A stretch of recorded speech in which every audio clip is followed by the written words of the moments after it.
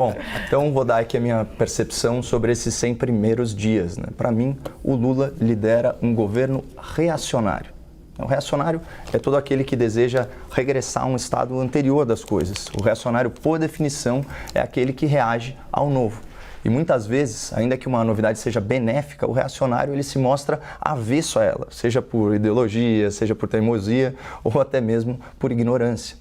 Vou dar um exemplo. Em 2015, que foi o último ano completo do PT à frente do governo federal, as empresas estatais brasileiras amargaram um prejuízo histórico de 32 bilhões de reais. E a população tomou conhecimento de uma corrupção sem precedentes nas companhias públicas, com destaque lá para a ladroagem na Petrobras.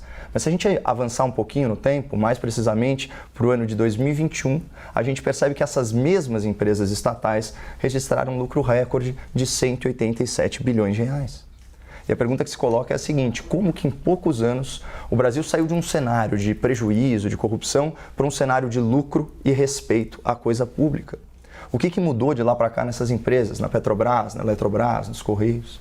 Então eu chamo a atenção do espectador para dois fatores. O primeiro foi o respeito às leis de mercado. O governo abriu mão de controlar artificialmente os preços da energia e dos combustíveis. E o segundo fator foi o aprimoramento da governança. Lá, já em 2016, o Congresso Nacional aprovou a Lei das Estatais, que é um novo marco regulatório que reduziu drasticamente a interferência política e o loteamento partidário nas empresas públicas.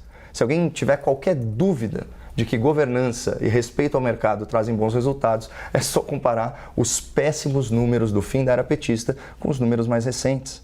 Ainda assim, o que tem feito Lula e a sua base mais aguerrida, mais militante? Além de defender e até prometer a interferência do governo nos preços de mercado, eles têm atuado para desconfigurar, para adulterar, para solapar a lei das estatais.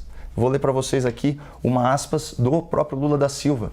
Que lei é essa que não me deixa nomear ninguém? Não, presidente, é uma lei que revolucionou a administração pública, trazendo parâmetros mínimos de gestão, de ética e de prevenção à corrupção. E quais são os resultados práticos dessa cruzada do Lula contra o bom senso econômico? A consequência desse desatino foi muito bem sintetizada nessa reportagem aqui especial do site Poder 360. Isso foi na primeira semana de janeiro. Aspas.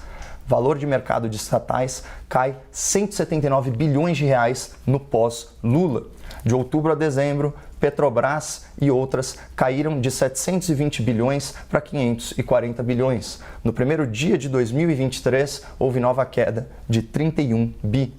Então, diante de tamanho prejuízo aos cofres públicos, a jornalista e analista aqui da CNN, a Raquel Landim, propôs num artigo uma explicação muito plausível para o que está acontecendo. Aspas, por que Lula se empenha tanto em derrubar o avanço institucional conquistado pelo país, né, que é a lei das estatais? A resposta é simples, são quase 600 cargos em jogo.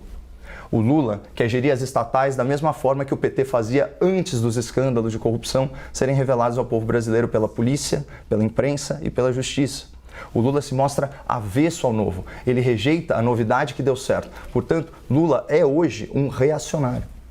Então, infelizmente, o atual presidente está se mostrando um político antigo com ideias ultrapassadas. Isso pode ter contribuído para o aumento das invasões de terra e o crescente desrespeito à propriedade privada, pode ter contribuído para o avanço do desemprego no último trimestre, pode ter contribuído para a queda acentuada na Bolsa de Valores e a perda de confiança dos empresários, investidores e até mesmo dos eleitores. Muita gente que fez o L já está publicamente arrependida e devidamente constrangida aí pelo desenrolar dos acontecimentos. A boa notícia é que o Brasil é um país muito grande, com um povo muito forte, e assim a gente sobreviveu aos primeiros 100 dias de um governo essencialmente reacionário. Mas a má notícia é que ainda faltam mais de 1000 dias.